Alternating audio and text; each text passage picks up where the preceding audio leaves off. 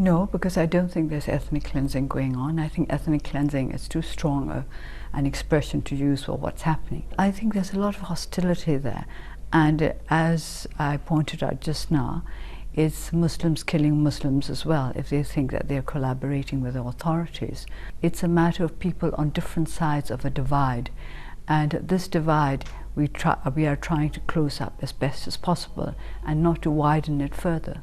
No, it's not ethnic cleansing. It's a new problem, and yet it's linked to old problems as well. I would like to make the point that there are many moderate Muslims in Burma who have been well integrated into our society, but these problems arose last year, and I think this is due to fear on both sides, and this is what the world needs to understand, that the fear is not just on the side of the Muslims but on the side of the Buddhists as well. Muslims have been targeted, but also Buddhists have been subjected to violence, but there's fear on both sides, and this is what is leading to all these troubles. And we would like the world to understand that the reaction of the Buddhists is also based on fear. You know that the situation in the Rakhine has been difficult for many decades, and in fact it goes right back to pre-colonial times, and I think it's a little unreasonable to expect us to resolve everything in 18 months. With regard to whether or not the Rohingya